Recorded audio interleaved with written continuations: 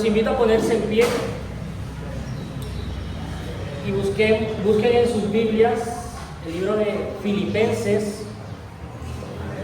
capítulo 2. Hace unas semanas atrás hemos venido iniciando una nueva serie del libro de Filipenses.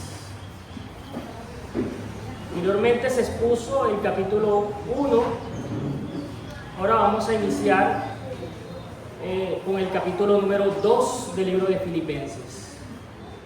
Filipenses 2, del 1 al 11.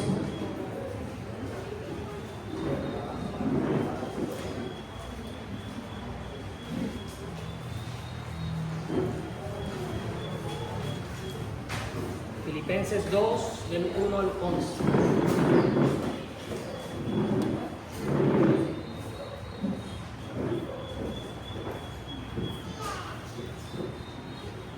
Leo en el nombre del Padre, del Hijo y del Espíritu Santo. Dice así: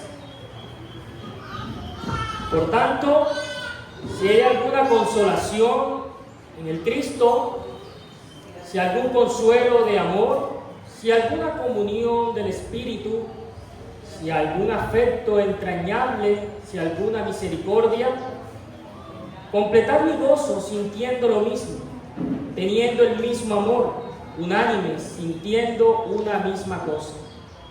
Nada hagáis por contienda o por vanagloria, antes bien con humildad, estimando cada uno a los demás como superiores a él mismo, no mirando cada uno por lo suyo propio, sino cada cual también por lo de los otros. Haya pues en vosotros este sentir que hubo también en el Cristo Jesús, el cual, siendo en forma de Dios, no estimó el ser igual a Dios como cosa a que aferrarse, sino que se despojó a sí mismo, tomando forma de siervo, hecho semejante a los hombres, y estando en la condición de hombre, se humilló a sí mismo, haciéndose obediente hasta la muerte y muerte de cruz.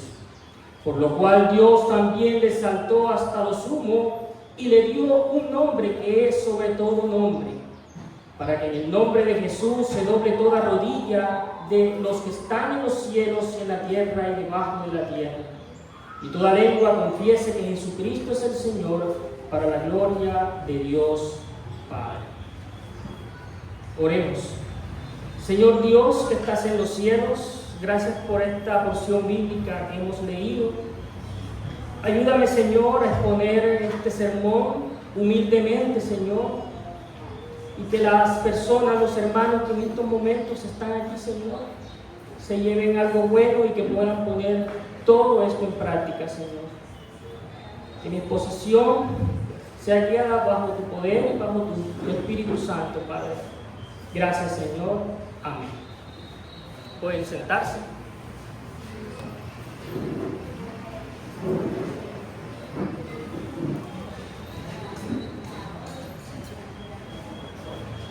Bueno, hermanos, el pasaje que tenemos delante de nosotros hoy es uno de los textos más gloriosos del Nuevo Testamento. En él, el apóstol Pablo nos abre el corazón del Evangelio, el llamado a vivir con la mente de Jesucristo, el que siendo Dios se humilló hasta lo más bajo por amor a nosotros. Filipos era una ciudad orgullosa, una colonia romana. La gente allí valoraba los títulos, el estatus y también la posición social. Y en medio de esa cultura que decía, hazte grande, busca tu gloria, Pablo viene y les dice, hermanos, no hermanos, el verdadero gozo está en mirar a Jesucristo, en su humildad.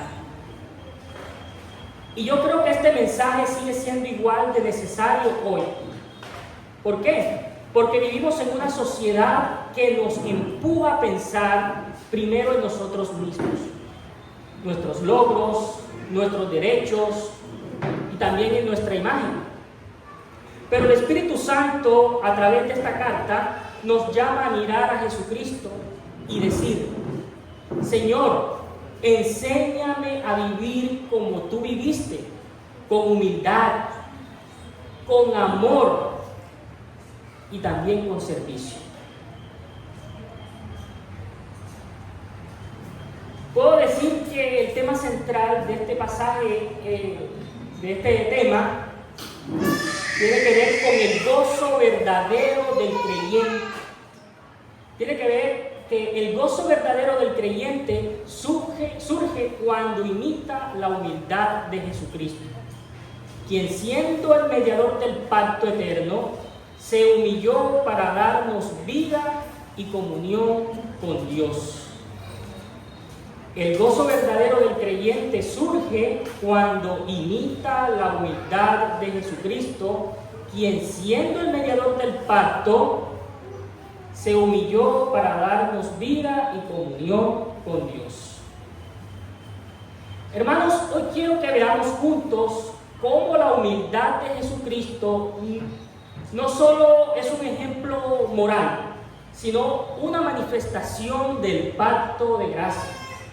Dios prometió redimir a su pueblo y lo hizo a través de un Salvador humilde.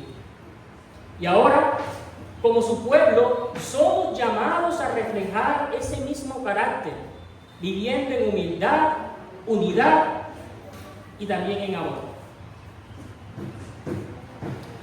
Este sermón lo he dividido en dos partes. El primero, humildad, le he llamado humildad en carácter. Humildad en carácter. Que van desde los versículos 1 al versículo 4. Y allí vamos a ver cómo la humildad se manifiesta en nuestra vida diaria, en nuestras relaciones dentro de la iglesia. Y en segundo lugar, he puesto por nombre al segundo título, humildad en la encarnación, que van desde los versículos 5 hasta el versículo 11. Allí vamos a ver cómo Jesucristo mismo nos dio el ejemplo supremo de dejar su gloria y hacerse un siervo humilde. Hermanos, déjenme decirles algo que aprendemos aquí desde un principio. El Evangelio no nos llama simplemente a creer, sino a imitar. Y no a imitar a cualquiera, sino a imitar al Hijo de Dios, a nuestro Señor Jesucristo. Vemos que el apóstol Pablo no le escribe a los filipenses para corregir grandes herejías ni para reprender pecados escandalosos. Les escribe para formar el corazón del pueblo santo de Dios. Y el corazón del cristiano, hermanos, se forma a la imagen de Jesucristo. Un corazón humilde, dispuesto a servir, dispuesto a ceder y también dispuesto a amar.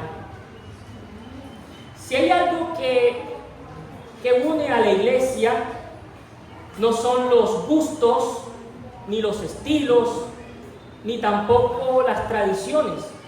Lo que verdaderamente une a la iglesia, hermanos, es la humildad. Y por eso Pablo dice: si hay algún consuelo en el Cristo, si hay algún consuelo de amor, si alguna comunión del Espíritu, si algún afecto entrañable y compasiones, completar mi gozo. Hermanos, es como si Pablo dijera: hermanos, si ustedes realmente han experimentado el amor del Cristo, si saben lo que es ser consolados por la gracia de Dios, si tienen comunión con el Espíritu Santo, entonces vivan en unidad, en humildad y en el mismo amor. Así que hoy vamos a caminar juntos por este texto, paso a paso, a ver cómo se ve la humildad en la vida de un creyente y luego cómo esa humildad fue vivida perfectamente en nuestro Señor Jesucristo, nuestro siervo sufriente. Por eso el título que le he puesto a este sermón, es El gozo de imitar a Jesucristo. Ese es el título, el gozo de imitar a Jesucristo. Y vemos, hermanos, que ese gozo no viene de buscar un reconocimiento, ni mucho menos poder, y tampoco posición. Viene de seguir el camino del pacto de gracia, el camino de la obediencia, el servicio a la humillación voluntaria del Hijo de Dios, de nuestro Señor Jesucristo. A continuación, hermanos, entraremos en la primera parte, la humildad en carácter. Humildad en carácter. Donde Pablo nos enseña cómo el carácter humilde de Jesucristo se refleja en la vida del creyente y en la comunidad del pacto.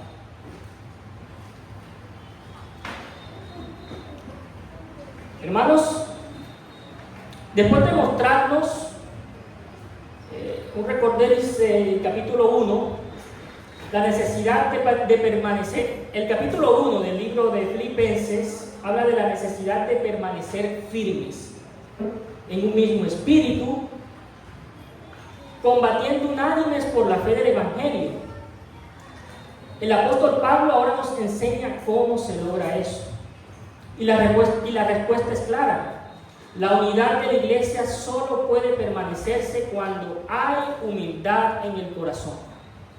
No se trata de fingir armonía, no se trata de callar para no discutir. Pablo nos lleva a algo mucho más profundo. Unidad que nace de haber sido alcanzados por el amor de Dios en el pacto de gracia. Versículo 1. Por tanto, si hay alguna consolación en el Cristo, si hay algún consuelo de amor, si alguna comunión del Espíritu, si algún afecto entrañable, si alguna misericordia. Miren, hermanos, cómo comienza Pablo aquí. Comienza con 4 frases, una detrás de otra, y todas comienzan con ese sí. Ese sí que en el idioma original no expresa duda, sino que expresa certeza. Pablo no está diciendo si acaso existe, sino más bien, puesto si hay consuelo en el Cristo, puesto si hay comunión en el Espíritu, puesto que hay amor entre ustedes, entonces vivan de acuerdo a eso. Y esto es importante, hermanos, porque la vida cristiana no se vive para obtener bendición, sino desde la bendición del pacto ya hemos sido consolados, hemos sido amados, ya hemos participado también, hermanos, del Espíritu Santo. ¿Y por qué todo esto es real? Porque ahora estamos llamados a vivir con el mismo amor y la misma humildad. Pablo aquí está apelando a las bendiciones del pacto de gracia. Él sabe que lo que sostiene a la iglesia no son los acuerdos humanos, sino la comunión trinitaria. Hermanos, el amor viene del Padre, el consuelo viene del Hijo, y la comunión la da el Espíritu Santo de Dios. Así que, hermanos, si realmente somos el pueblo del pacto, nuestra vida debe reflejar ese carácter trinitario, debe reflejar amor, debe reflejar servicio y también unidad. Versículo 2. Completad mi gozo sintiendo lo mismo, teniendo el mismo amor, unánimes, sintiendo una misma cosa. Aquí Pablo, como un pastor que ama a su congregación, hermanos, les dice: si quieren hacerle verdaderamente feliz, vivan en unidad. Y hermanos, aquí vemos algo precioso. Para Pablo, la unidad de la iglesia no es un proyecto organizativo, sino una expresión del gozo del Evangelio. Él repite 4 veces la idea de lo mismo sentir, mismo amor, una misma alma, una misma mente. ¿Y saben qué es lo que está diciendo aquí Pablo? Está recordándoles a la iglesia que es un solo cuerpo en Jesucristo. Así como el Padre, el Hijo y el Espíritu Santo viven en perfecta unidad, así también el pueblo redimido debe reflejar esa comunión divina. Y esa es la continuación del pacto. Lo que Dios quiso para su pueblo desde Abraham, un pueblo unido por la fe, guiado por el amor y sostenido por el Espíritu. Ahora se cumple plenamente en la comunidad del pacto, en la iglesia de Dios, en la iglesia de Jesucristo. Versículo 3. Nada hagáis por contienda o por vanagloria, antes bien con humildad, estimando a cada uno por los demás como superiores a él mismo. Aquí Pablo nos confronta directamente. Nos dice, no hagan nada por contienda. Aquí la palabra griega es eriteia, que se usaba para describir a los que buscaban su propio beneficio, como los políticos o líderes que servían en su causa. Y luego agrega, ni por vanagloria. Aquí, hermanos, la palabra vanagloria literalmente significa gloria vacía. Pablo nos dice que toda gloria que no proviene de Dios es vacía, es hueca, sin peso. Hermanos, el orgullo es gloria hueca. El orgullo es gloria vacía. Pero la humildad, hermanos, es gloria verdadera. Por eso dice, con humildad, estimando a los demás como superiores. Eso no significa pensar menos de uno mismo, sino pensar más de los demás. Significa también, hermanos, valorar al hermano como alguien a quien Jesucristo también murió, alguien incluido en el mismo pacto de gracia. Y aquí hay algo profundamente pactual. En el Antiguo Testamento, Israel fue llamado a cuidar al prójimo, porque todos estaban bajo un mismo pacto. Pablo toma ese principio y lo aplica nuevamente a la comunidad del pacto, a la iglesia. Y dice, traten a su hermano como alguien que comparte con ustedes la misma gracia, la misma redención y también el mismo Salvador. Versículo 4. No mirando cada uno por lo suyo propio, sino cada cual también por lo de los otros. ¿Qué contracultural es esto, hermanos? El mundo hoy nos dice, hermano, preocúpate por ti mismo. Primero tú, primero nuestro trabajo. Pero el Evangelio dice, mira también por los intereses de los demás. Eso es lo que hace, hermanos, el amor del pacto.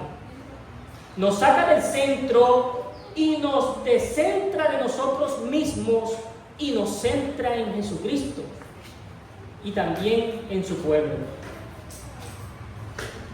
Aquí vemos, hermanos, que la verdadera humildad no busca recompensa, no busca reconocimiento, sirve porque ha sido servido, ama porque ha sido amado, y da porque el mismo Jesucristo lo dio todo primero por ti, por mí y por los escogidos.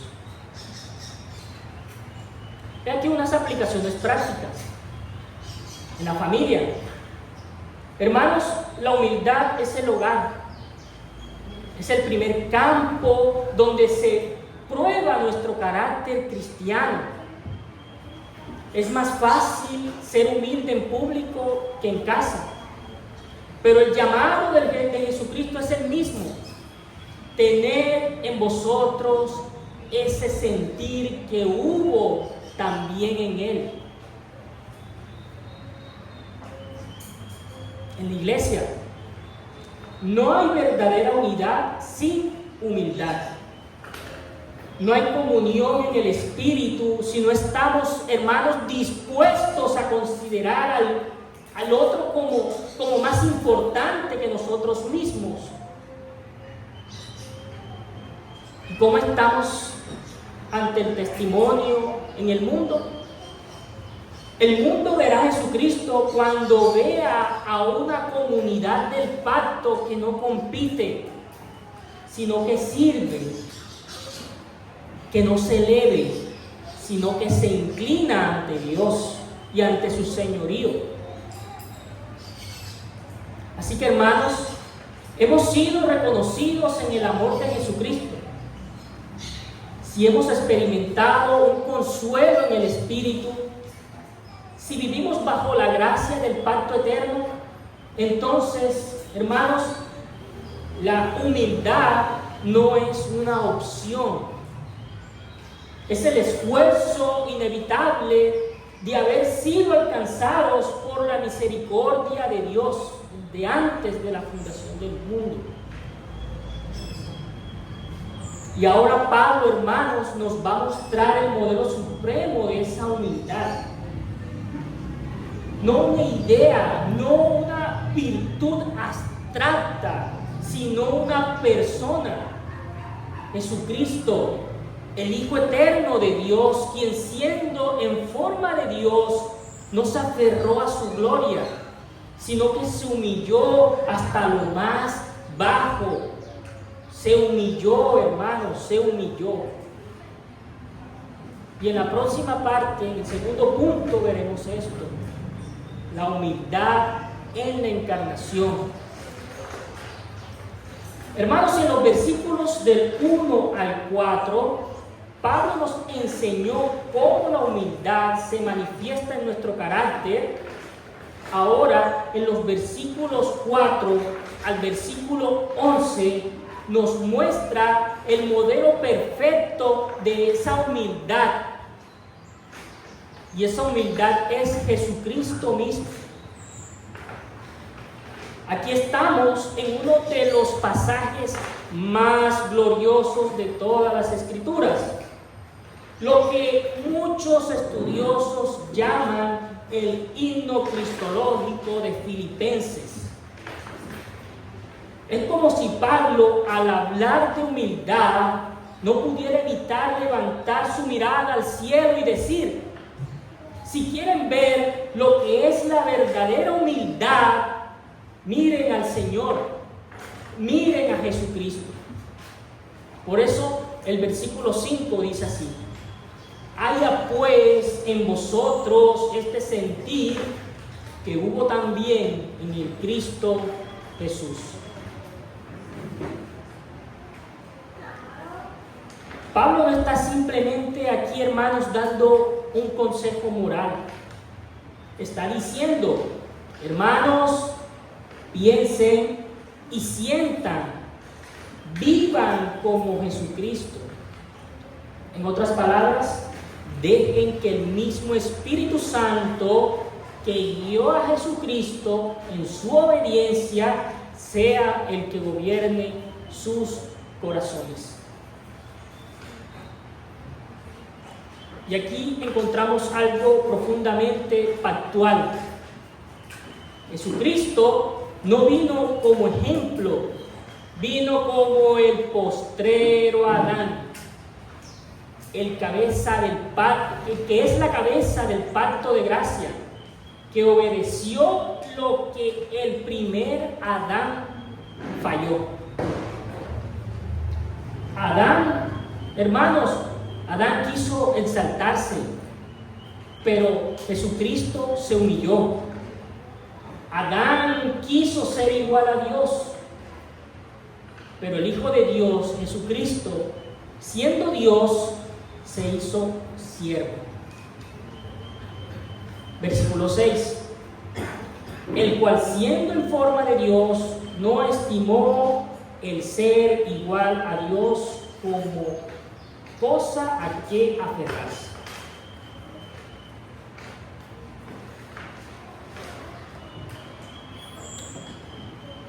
Aquí, hermanos, Pablo nos está diciendo que Jesucristo poseía toda la gloria, toda la majestad, toda la plenitud divina desde la eternidad, desde antes de la fundación del mundo, entronado junto con el Padre. La palabra forma viene del griego morfe y no significa apariencia externa, sino la naturaleza divina, es decir, el ser esencial. Hermanos, Jesucristo es Dios verdadero, de la misma naturaleza que el Padre, como lo recitamos todos los domingos en nuestros credos. Sin embargo, Él nos aferró a eso como algo que debía preservar a toda costa.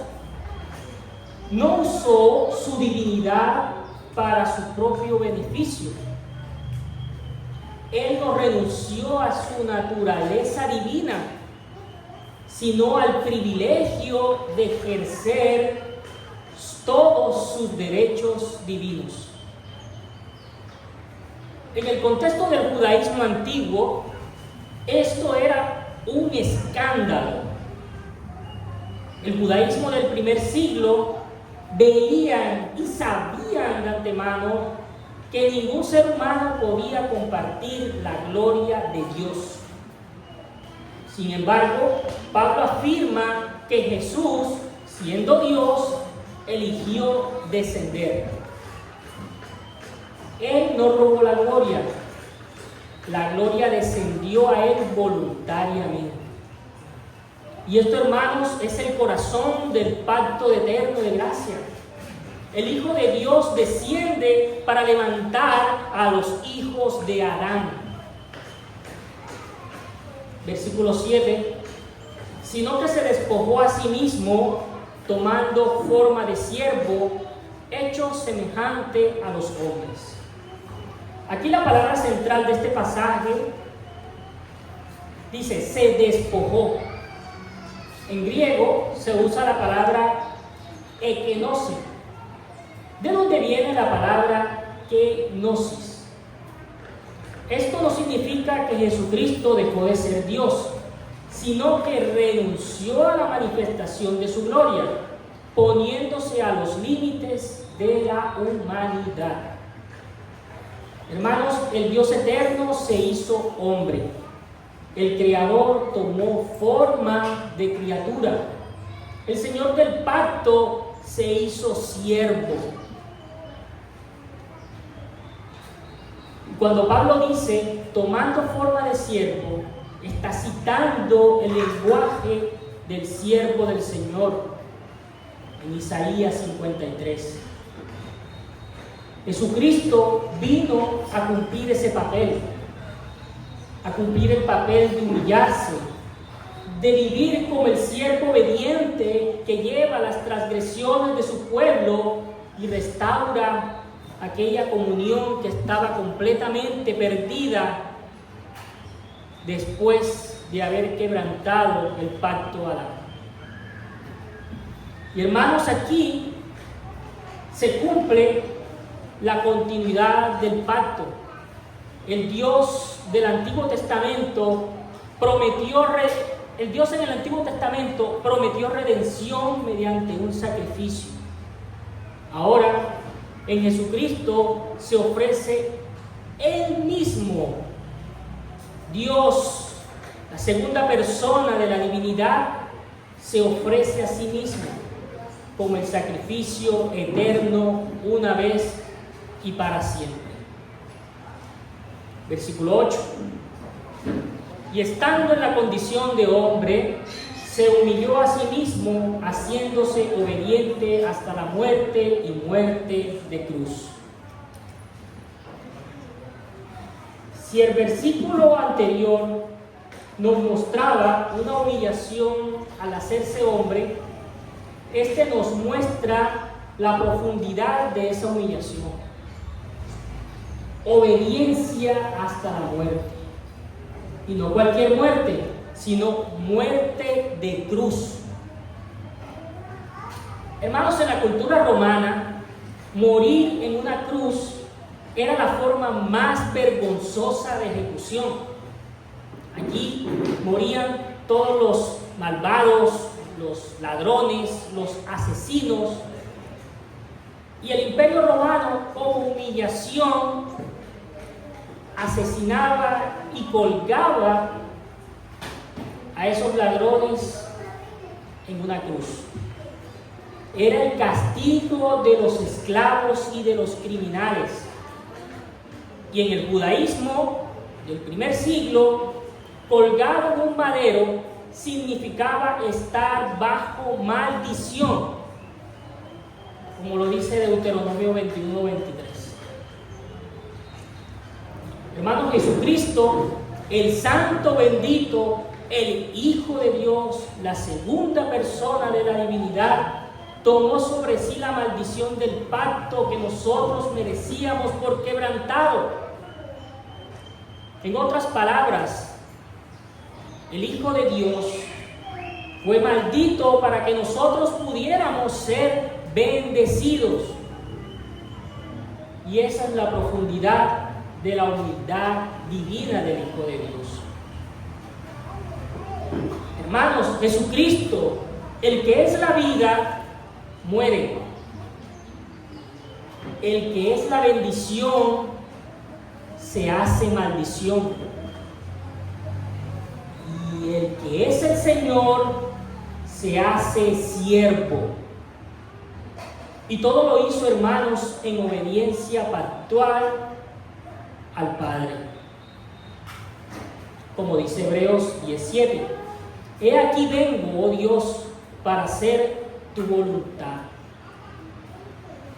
Versículo 9, por lo cual Dios también le exaltó hasta lo sumo y le dio un nombre que es sobre todo nombre. Aquí vemos el principio eterno del pacto. Humillación precede a la exaltación. Jesucristo descendió hasta lo más bajo y el Padre lo levantó hasta lo más alto, sentado a la diestra de Él. El nombre que es sobre todo nombre no es otro nombre que el Señor del pacto. Allí viene de la palabra griega Kyrios, el mismo nombre que en el Antiguo Testamento se reserva al Señor, a Yahweh o a Jehová. El mismo nombre que usa el judaísmo, Hashem, es el mismo nombre, Kyrios. Pablo está diciendo, aquel que se humilló hasta la cruz es el mismo que posee el nombre del Dios del pacto. Versículos 10 al 11 dice, para que en el nombre de Jesús se doble toda rodilla de los que están en los cielos y en la tierra y debajo de la tierra, y toda lengua confiese que Jesucristo es el Señor, para la gloria de Dios Padre. Hermanos, aquí se cumple Isaías 45:23, donde el Señor dice, por mí mismo hice juramento que ante mí se doblará toda rodilla. Pablo aplica esa misma profecía dada en Isaías y la aplica directamente a Jesucristo. En otras palabras, Jesús es el Señor, es Yahweh, es Jehová encarnado, el Señor del pacto. Y noten algo hermoso, la exaltación de Jesucristo no termina en su gloria personal, sino para la gloria de Dios el Padre, de la primera persona de la divinidad. Hermanos, aquí el Hijo no busca reconocimiento propia por fama. Su exaltación glorifica al Padre que está en los cielos. Así es la humildad perfecta. Jesucristo no busca su propia gloria, sino que en su gloria exalta al Creador, al Padre eterno. Vemos unas aplicaciones. En primer lugar, la humildad es el camino del pacto. Jesucristo no vino solo para salvarnos, sino para mostrarnos cómo se vive en la comunión del Dios Trino, sirviendo, obedeciendo y también glorificando al Padre. No hay exaltación sin cruz. El camino del creyente es el mismo que el del Señor. Primero, hermanos, viene la obediencia, luego la gloria. Primero la cruz, luego la corona. Nuestra esperanza es segura, porque en Jesucristo fue exaltado. Nosotros también seremos exaltados juntamente con Jesucristo. Su exaltación, hermanos, garantiza la consumación del pacto eterno de gracia. Hermanos, este pasaje no solo nos enseña cómo fue Jesucristo, nos enseña y nos muestra quiénes somos en Él. Somos parte del pueblo del pacto de gracia, llamados a servir el mismo camino que Él recorrió, el camino de la humildad, el camino de cómo Jesucristo se humilló a sí mismo, siendo obediente y luego exaltándose a sí mismo y estando a la diestra de Dios Padre, gobernando en estos momentos. El camino del servicio, hermanos, el camino del gozo que nace al obedecer a Dios, al obedecer sus mandamientos. Por eso la vida de nosotros, la vida del cristiano, no es una lucha por subir, sino, hermanos, un llamado a descender. Y cuando descendemos en humildad, el Dios del pacto se encarga de levantarnos en gloria. Y el que se humilla será exaltado, como lo dice Lucas 14:2. Así que, hermanos, imitemos a Jesucristo no por obligación, sino por gratitud. El gozo más grande que podemos tener no está en ser reconocidos, sino en reflejar al Salvador que se humilló por ti, por mí.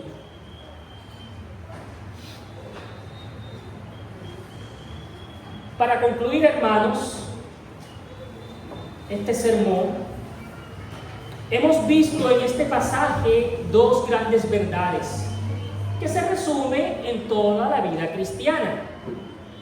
Vimos la humildad en el carácter, allí vimos que se vive en la comunidad, cómo se vive en la comunidad del pacto.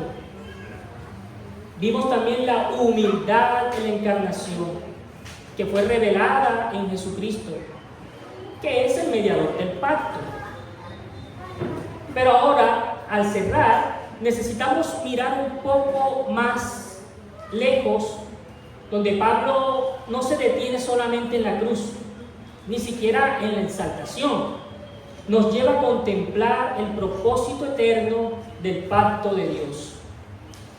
Para que el nombre de Jesús se doble toda rodilla y toda lengua confiese que Jesucristo es el Kyrios, el Señor, el Dios. Esa es la meta de toda la historia de la redención. Desde Génesis hasta el Apocalipsis, Dios ha estado obrando un solo propósito, un solo pacto: reunir a su pueblo humilde, redimidos por la sangre del Cordero, para que se adore al Señor en perfecta comunión. Hermanos, la humildad de Jesucristo inaugura el pacto eterno de gracia. No, inaugura mejor el pacto eterno, porque el pacto de gracia ha existido desde antes de la fundación. Jesucristo no vino a iniciar algo nuevo, vino a cumplir el pacto de redención, el pacto salutis. Desde antes de la fundación del mundo, el Padre había decretado salvar a su pueblo. El Hijo había aceptado ser el mediador. Y el Espíritu Santo había prometido aplicarlo en nuestros corazones.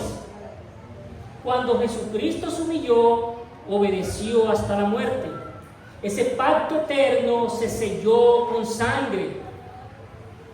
La cruz fue el altar donde la promesa de Dios se hizo realidad.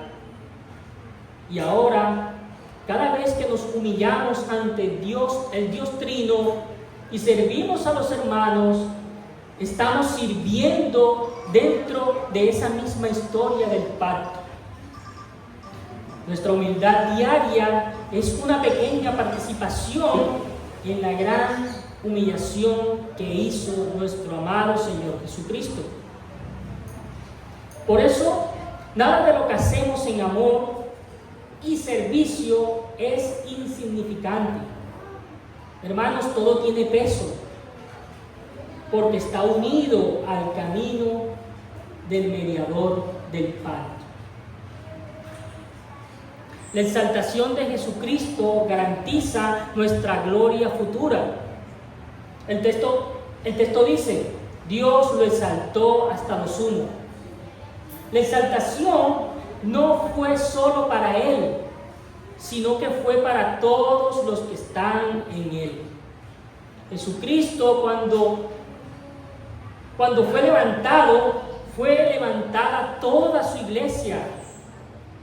Por eso Pablo puede decir en Efesios 2:6: y juntamente con Él nos resucitó, y asimismo nos hizo sentar en los lugares celestiales juntamente con Jesús el Cristo, Jesús el Mesías. Hermanos, el mismo Dios que exaltó a Jesucristo, exaltará también a su pueblo. El camino de la cruz es el camino del reino. El camino de la humildad es el camino de la victoria final.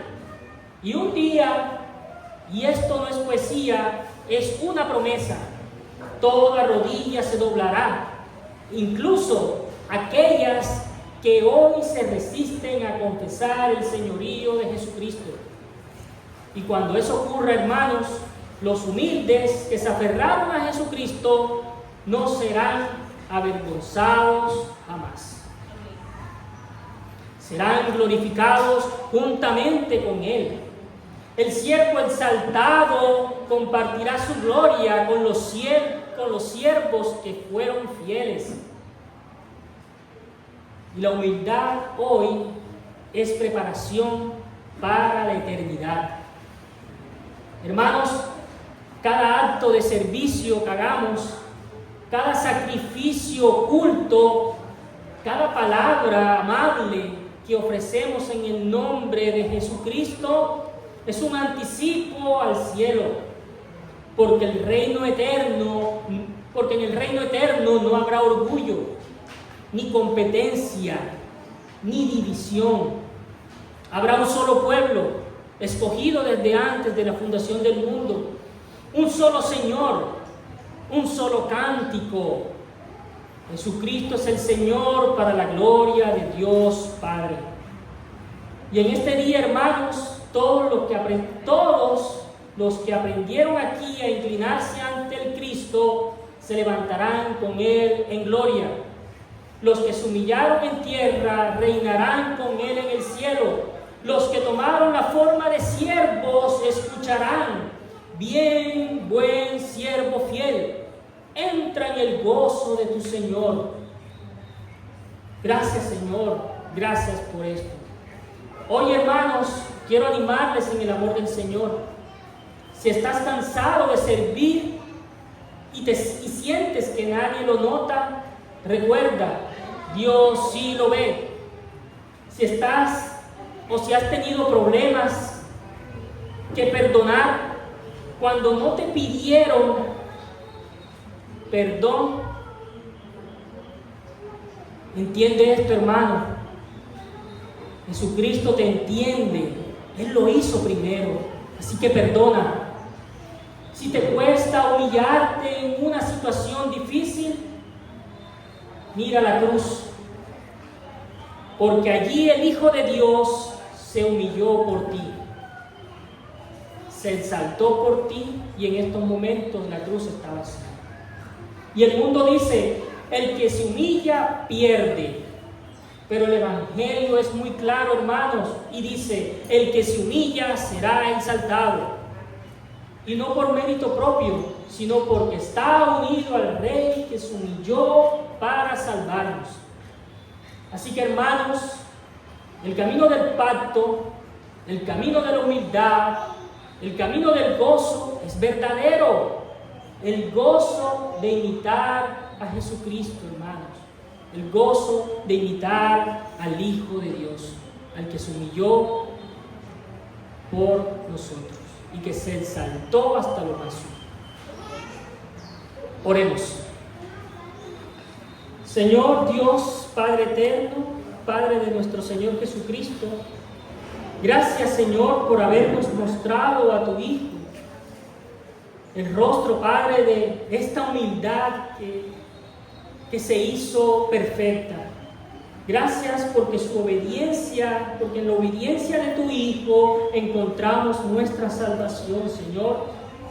Te pedimos que formes en nosotros la mente de Jesucristo, que nos libres del orgullo, que nos enseñes, Señor, de servir con alegría, Padre. Que cada día recordemos que el camino hacia la gloria pasa por la cruz. Haznos, Señor, humildes, pero llénanos, Señor, de esperanza.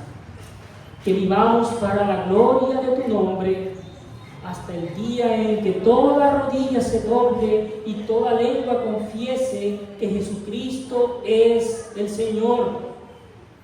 Todo esto lo hacemos, Señor, para la gloria de tu nombre y para el bien de toda la congregación. Gracias, Señor, por toda la exposición y que pongamos todo esto aprendido, Señor, en práctica. Gracias, Padre, en el nombre de tu Hijo Jesucristo, oramos. Amén.